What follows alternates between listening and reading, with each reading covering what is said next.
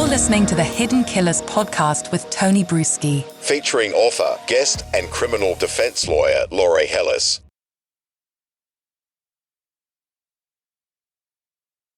Ruby Franke and Jodi Hildebrant really kind of seem to have a lot of people, I shouldn't say everyone, fooled by their narcissism, because they certainly racked up a lot of people following them. I'm sure just to watch the train wreck, but also many more that really kind of wanted to go along with this way of thinking.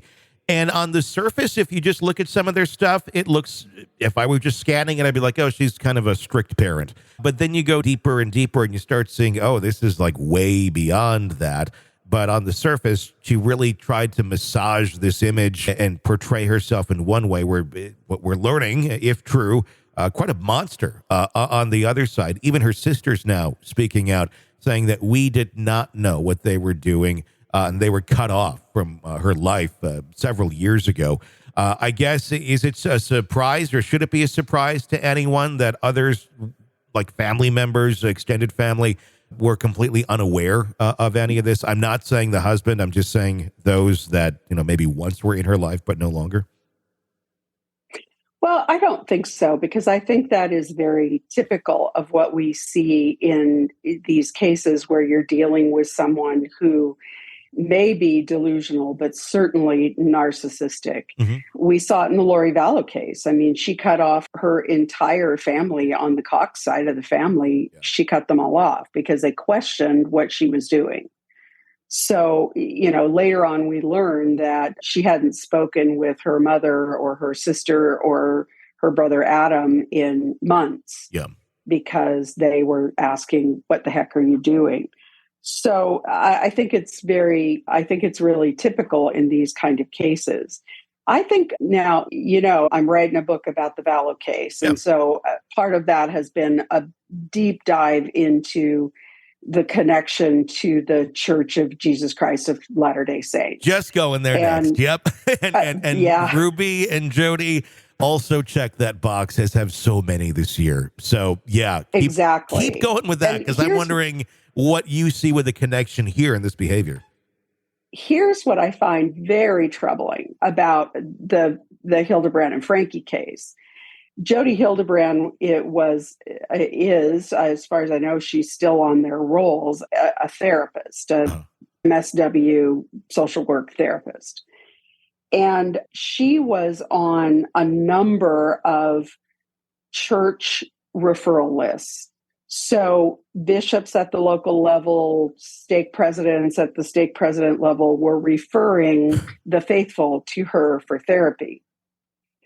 And as that was going on, the thing that is troubling is I saw an interview with Jodi Hildebrand's niece. Uh-huh. And Jodi Hildebrand's niece, Jessie, was one of the young people that Jodi took in and used her techniques on for discipline. Uh-huh. And the woman is incredibly traumatized. But she did report that during the time that she lived with Jodi, one of her punishments, one of her chores around the house was that she had to do all of Jodi's billing for her practice, for her therapy practice. In air quotes. And yeah, right. Yeah.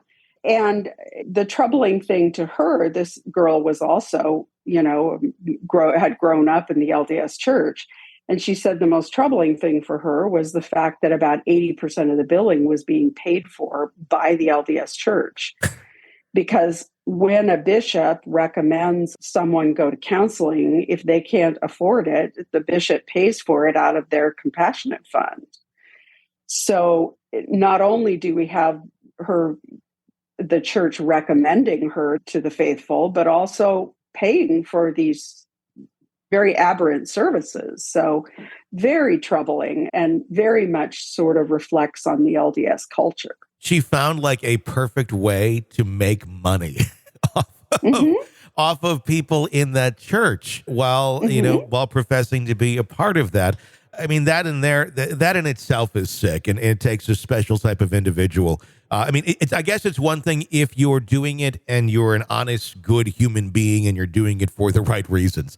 I see nothing wrong Right. with that, because I'm sure there are plenty of people who are in that sort of situation as a counselor, referrals by churches. Okay, that in itself, not bad. But in this case, where it's being used the wrong way, yeah, that is sickening.